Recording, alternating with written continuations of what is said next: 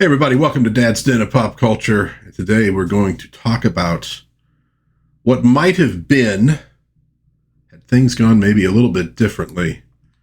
In 1966, William Dozier hit it big with Batman. The show was a sensation, and its impact was felt on just about every action-adventure show that was on television at the time, from The Man from U.N.C.L.E. to The Avengers. Naturally, the networks wanted more from Dozier, so he started working on some new projects. One of them, The Green Hornet, was picked up for a season and introduced America to the great Bruce Lee. Less successful and almost forgotten was the Tammy Grimes show, which was canceled after only 4 episodes. Now, more in line with Batman and Green Hornet, Dozier took a stab at Wonder Woman, starring Ellie Wood Walker, which was, frankly, different. Wonder Woman didn't even get a full pilot, and frankly, I think that was for the best. If you are not an admirer of what Dozier did with Batman, you probably would have hated his spin on Wonder Woman. There was, however, another Dozier pilot that might have made it. Dick Tracy. Now, while Green Hornet had been out of circulation for a bit, Dick Tracy was still appearing in the newspapers and was still pretty popular in 1966. He also had a recent popular cartoon, The Dick Tracy Show, which ran from 62 to 63. So let's take a look at what might have been, and be forewarned, I could not find a great copy of this show to grab images from, so this will be a little bit blurry.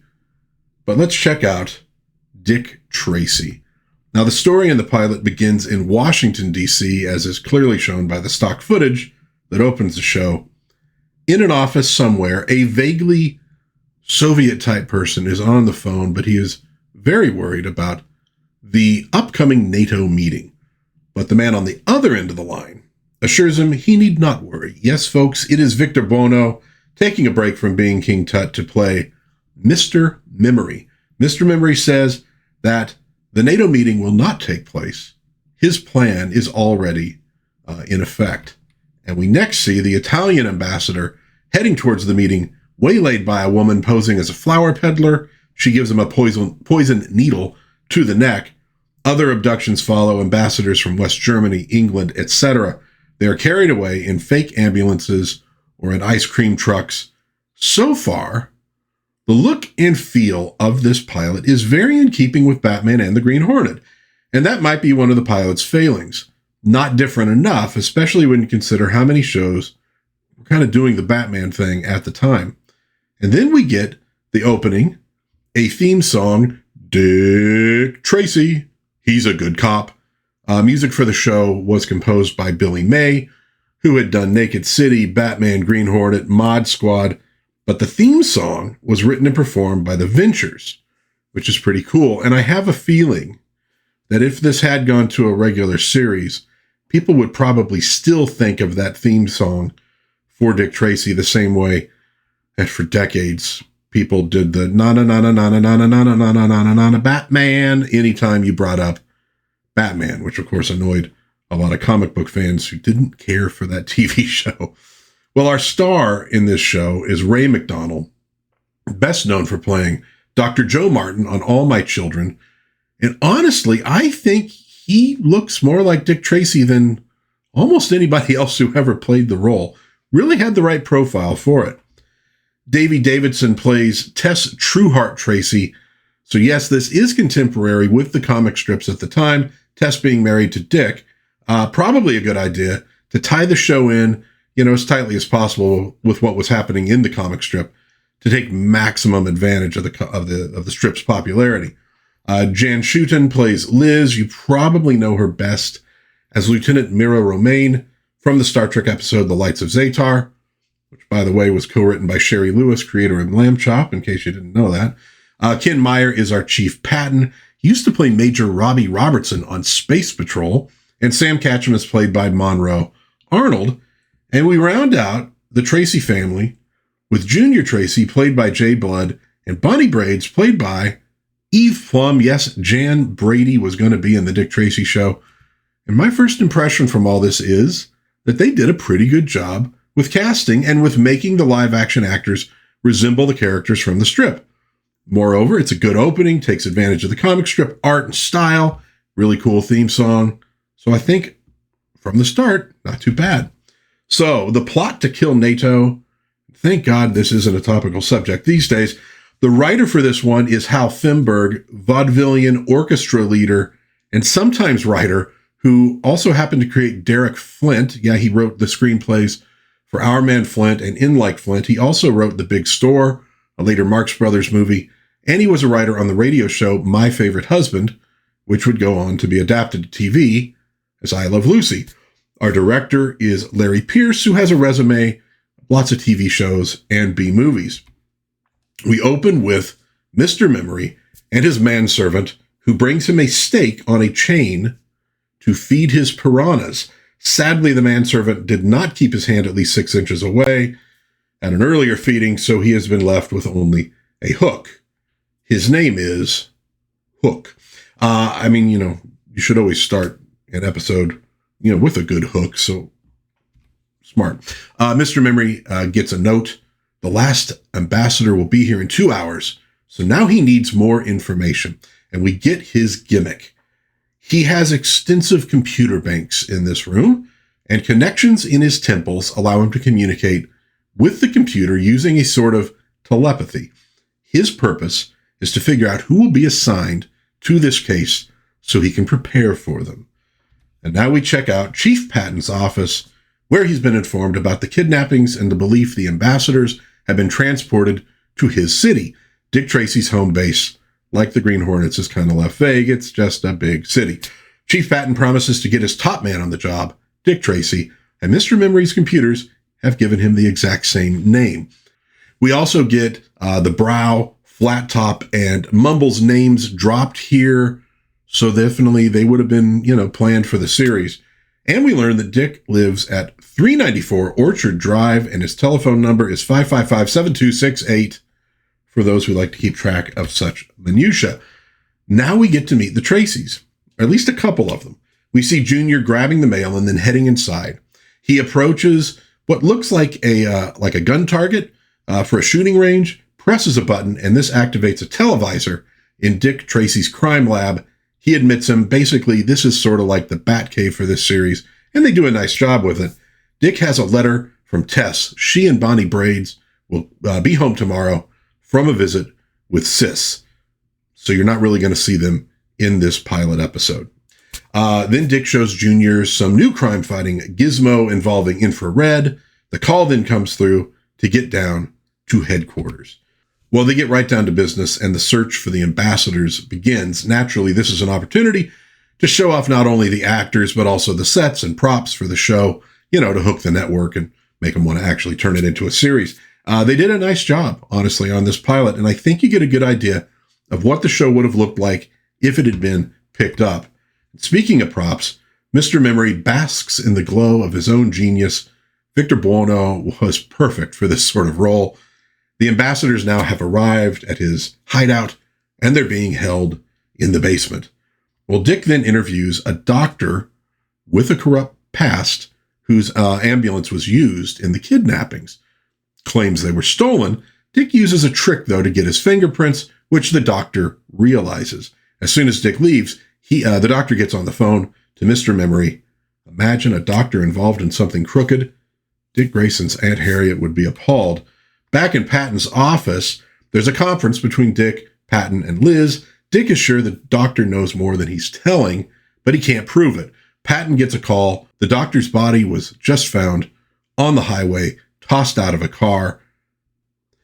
Then Sam shows up with a telegram. It's a note from Mr. Memory. Dick is to proceed to the Seawolf Hotel that night, alone and unarmed, or the ambassadors will be killed. Now, so far, this show is feeling like a slightly lighter version of Green Hornet, a campier villain, but still some good crime and gangster stuff going on. So it's somewhere in between the Green Hornet and Batman. So we next see Dick Tracy in the hotel room, waiting for the contact. He is observed, and I really love this, by a tiny periscope in a submarine model on the mantle of a fireplace in the room.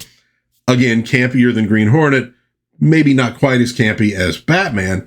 Mr. Memory then hits a button, and knockout gas pours from the deck gun of the submarine.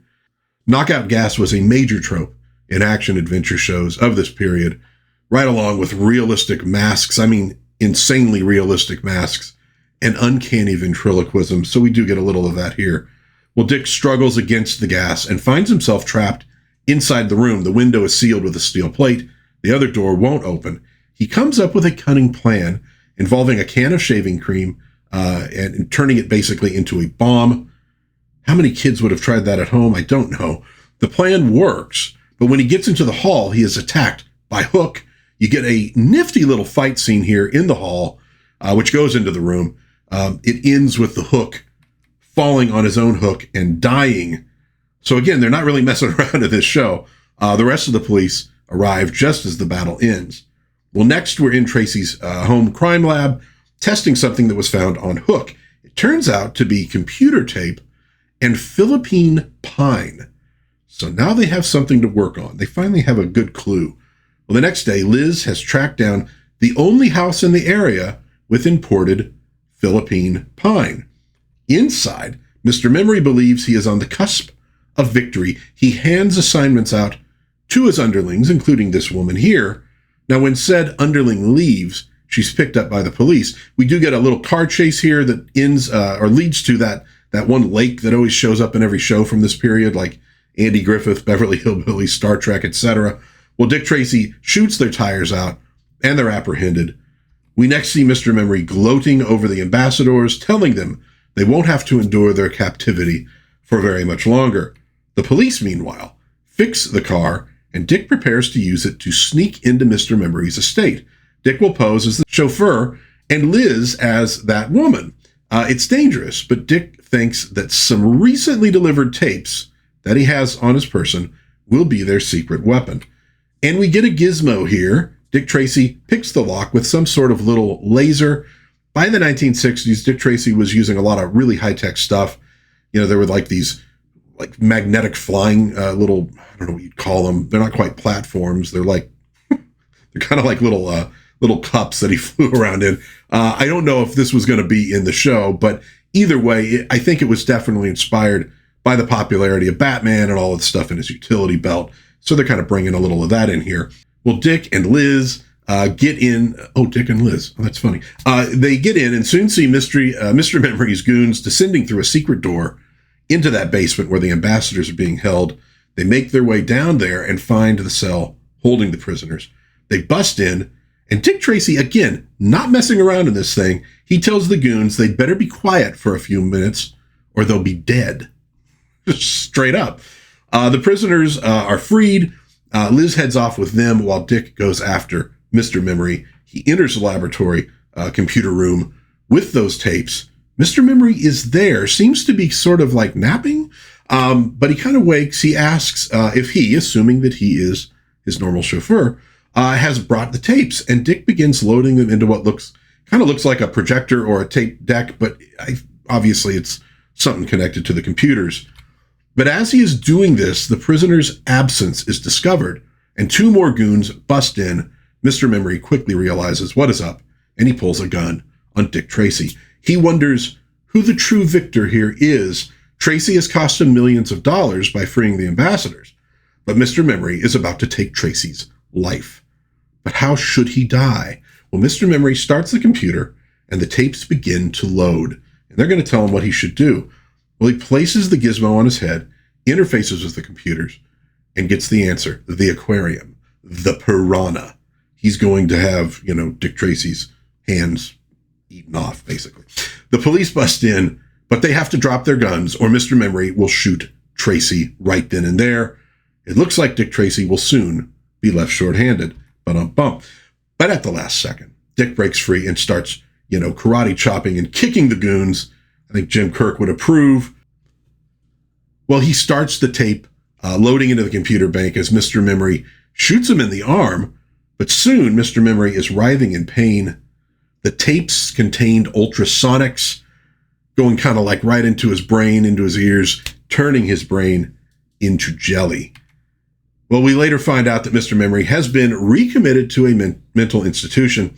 His delusion was that he was actually interacting with the computers. The tapes that he had were all blank. It was all just in his mind.